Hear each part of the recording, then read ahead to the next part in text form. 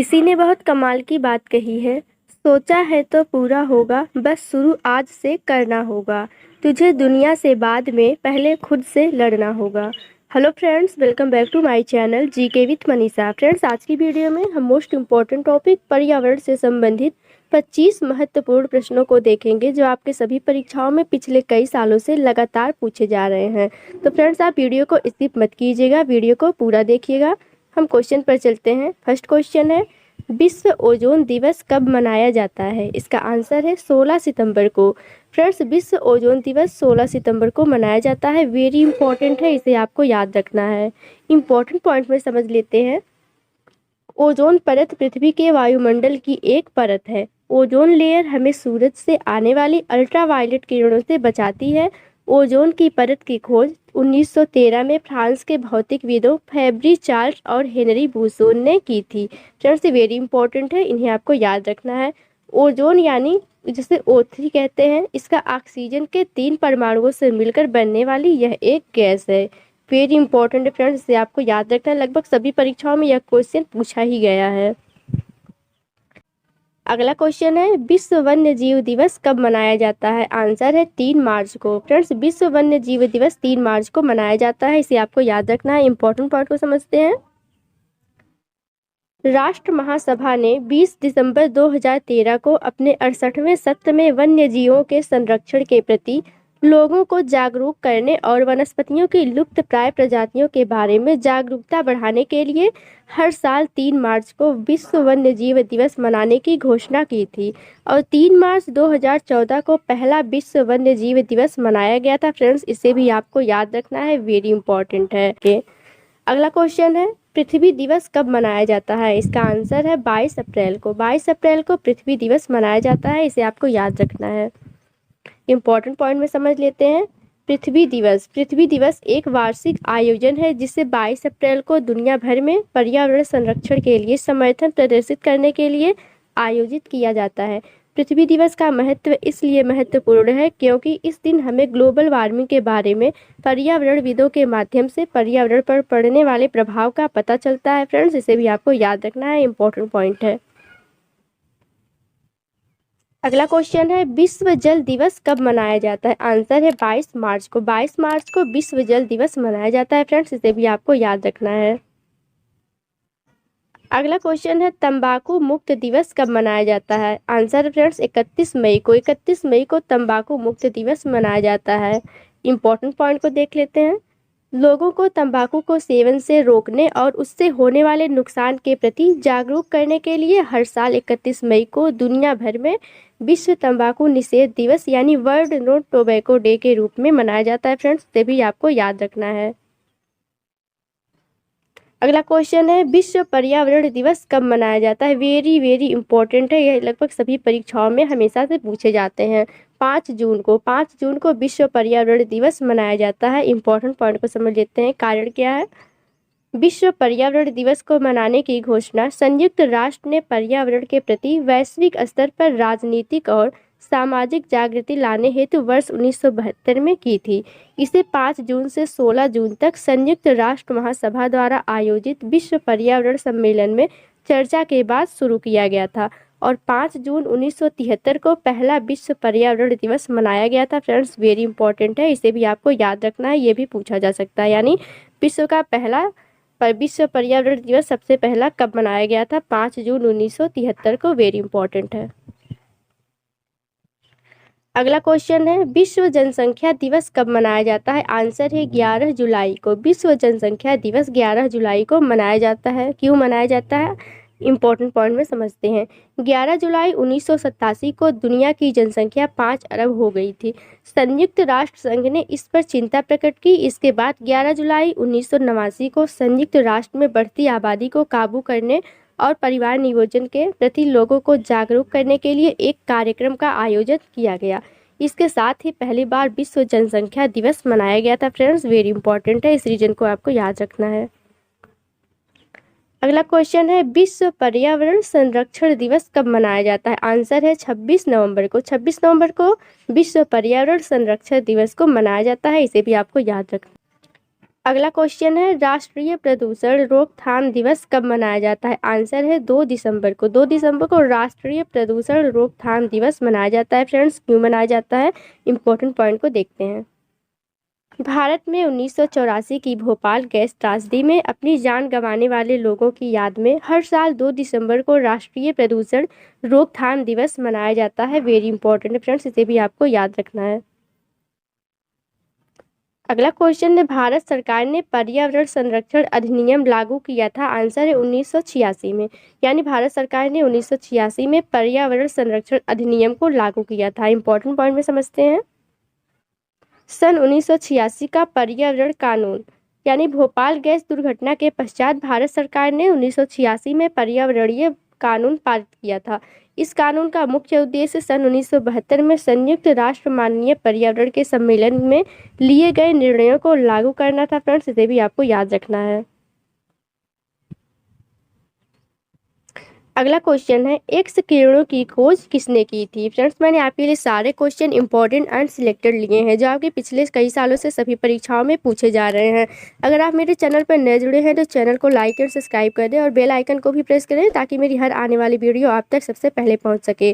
और वीडियो के प्लेलिस्ट में आप जाकर सभी वीडियो को जरूर देखें। इसका आंसर है विलियम रोंटगेन ने, यानी एक्स किरणों की खोज विलियम रोंटगेन ने की थी। इंपॉर्टेंट पॉइंट में समझते हैं एक्स किरण क्या होती है।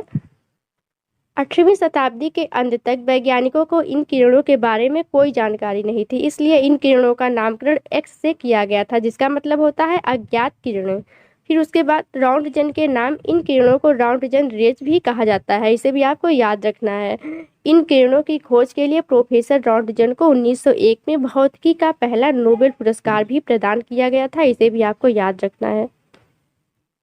अगला क्वेश्चन है, भारत में सर्वाधिक रेडियोधर्मी प्रदूषण कहाँ पाया जाता है? वेरी इंपॉर्टेंट है, इसे भी आपको याद रखना है। केरल में, यानी केरल राज्य में, भारत के केरल राज्य में सर्वाधिक रेडियोधर्मी प्रदूषण पाया जाता है। अगला क्वेश्चन है, नाभिकीय विकिरण अवपात से बचने के लिए खाया जाता है? आंसर है पोटेशियम आयोडाइड। पोटेशियम आयोडाइड यह एक मेडिसिन है जिसे नाभिकीय विकिरण अवपात से बचने के लिए खाया जाता है। अगला क्वेश्चन है, सौर विकिरण पृथ्वी पर प्राप्त होती है? आंसर है विद्युत चुंबकीय लघु तरंगों के रूप में। विद्युत चुंबकीय लघु तरंगों के रूप में सौर विकिरण पृथ्वी पर प्राप्त होती है। फ्रेंड्स, इंपॉर्टेंट पॉइंट में से समझते हैं। विकिरण यानी सौर विकिरण, सौर विकिरण विद्युत चुंबकीय विकिरण होता है जो सूर्य से ऊष्मा या प्रकाश के रूप में प्राप्त होता है। यह एक प्रकार की ऊर्जा होती है, इसे भी आपको याद रखना है। अगला क्वेश्चन है, उपग्रह संचार में किस तरंग का प्रयोग किया जाता है? आंसर है माइक्रोवेव का। माइक्रोवेव तरंग का प्रयोग उपग्रह संचार में किया जाता है। इंपॉर्टेंट पॉइंट में समझ लेते हैं।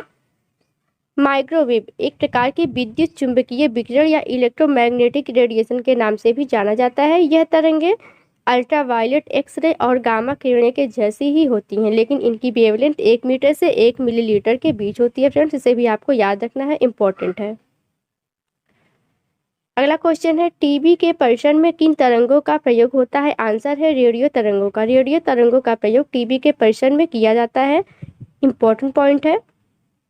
दूरदर्शन यानी टीवी संकेत 100 MHz से 200 MHz आवृत्ति के विद्युत चुंबकीय के रूप में होते हैं।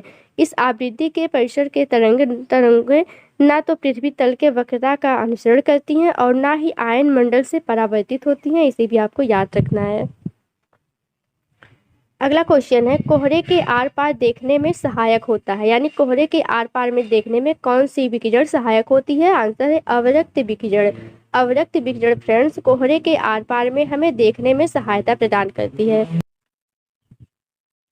इंपॉर्टेंट पॉइंट में समझ लेते हैं। अवरक्त एक प्रकार का विद्युत चुंबकीय विकिरण होता है जिसका उपयोग टेलीविजन के रिमोट कंट्रोल में किया जाता है। अवरक्त विद्युत चुंबकीय विकिरण यानी EMR जिसकी तरंगदैर्घ्य दृश्य प्रकाश की तुलना में अधिक लंबी होती है, इसलिए यह मानव आंख के लिए अदृश्य होती है। फ्रेंड्स, इसे भी आपको याद रखना है।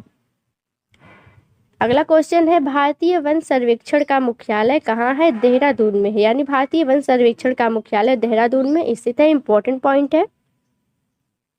1 जून 1981 में स्थापित भारतीय वन सर्वेक्षण FAO एवं UNDP प्रायोजित भारत सरकार द्वारा 1965 में प्रारंभ की गई परियोजना वन संसाधनों का निवेश पूर्व सर्वेक्षण PISFR का उत्तराधिकारी संस्थान है, इसे भी आपको याद रखना है। अगला क्वेश्चन है, भारत का पर्यावरण शिक्षा केंद्र कहाँ है? आंसर है अहमदाबाद में, यानी भारत का पर्यावरण शिक्षा केंद्र अहमदाबाद में स्थित है। इंपॉर्टेंट है फ्रेंड्स, इसे भी आपको याद रखना है। इंपॉर्टेंट पॉइंट है, पर्यावरण शिक्षा केंद्र अहमदाबाद का आरंभ 1989 में हुआ था फ्रेंड्स, इसको भी आपको याद रखना है। अगला क्वेश्चन है, पर्यावरण का रक्षा कवच किसे कहा जाता है? आंसर है ओजोन परत को। ओजोन परत को पर्यावरण का रक्षा कवच कहा जाता है। इंपॉर्टेंट पॉइंट है, पर्यावरण का अर्थ है पृथ्वी का आवरण, इसका सबसे महत्वपूर्ण हिस्सा है ओजोन परत, इसे भी आपको याद रखना है। एक रंगहीन गैस यानी ओजोन एक रंगहीन गैस स्तर के रूप में पृथ्वी से करीब 15 से 35 किलोमीटर ऊपर ओजोन परत मुख्य से पृथ्वी के समताप मंडल में पाई जाती है। यह सूर्य की हानिकारक पराबैंगनी किरणों को अवशोषित करती है। अगला क्वेश्चन है, भविष्य का ईंधन किसे कहा जाता है? वेरी वेरी इंपॉर्टेंट फ्रेंड्स, से भी आपको याद रखना है हाइड्रोजन गैस को। हाइड्रोजन गैस को भविष्य का ईंधन कहा जाता है। क्यों कहा जाता है? इंपॉर्टेंट पॉइंट में समझते हैं। हाइड्रोजन गैस को भविष्य की ऊर्जा भी माना जा रहा है, जिसमें जीवाश्म ईंधन को प्रतिस्थापित करने की क्षमता होती है। इसके उपयोग से कार्बन डाइऑक्साइड के उत्सर्जन को कम किया जा सकता है, जिससे जलवायु परिवर्तन के खतरे भी नियंत्रण संभव है। साथ ही इसके प्रयोग से भविष्य में ऊर्जा की मांग में होने वाली वृद्धि को भी पूरा किया जा सकेगा, इसे आपको याद रखना है। अगला क्वेश्चन है, सबसे ज़्यादा जैव विविधता कहाँ पाई जाती है? आंसर है ट्रॉपिकल रेन फॉरेस्ट, यानी उष्णकटिबंधीय वर्षा वन में सबसे ज़्यादा जैव विविधता पाई जाती है। इंपॉर्टेंट पॉइंट को समझते हैं। उष्णकटिबंधीय वर्षा वन मुख्य रूप से अरुणाचल प्रदेश, असम, मेघालय, नागालैंड, त्रिपुरा, पश्चिमी घाट, पश्चिम बंगाल और अंडमान और निकोबार द्वीप समूह में पाए जाते हैं फ्रेंड्स। वेरी इंपॉर्टेंट है, इसे भी आपको याद रखना है क्योंकि वे भारी वर्षा प्राप्त करते हैं। ये सभी क्षेत्र सदाबहार वनों से भी आच्छादित है, ये भी इंपॉर्टेंट है, इसे भी आपको याद रखना है।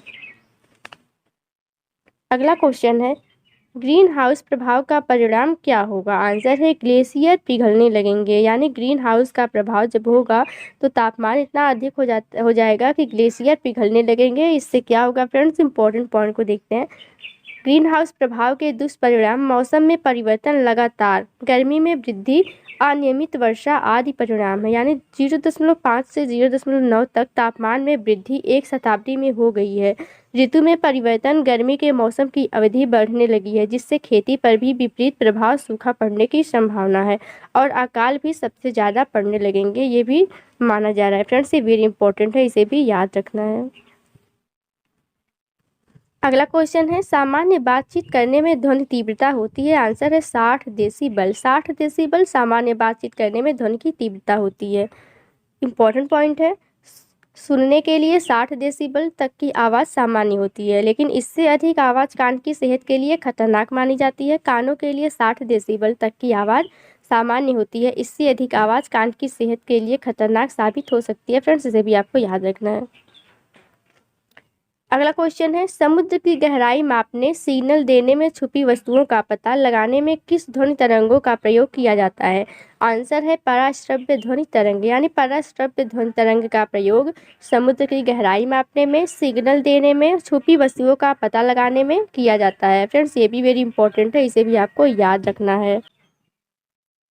इंपॉर्टेंट पॉइंट को समझ लेते हैं। यह शब्द उन ध्वनि तरंगों के लिए उपयोग में लाया जाता है जिसकी आवृत्ति इतनी अधिक होती है कि वह मनुष्य के कानों को सुनाई नहीं देती है।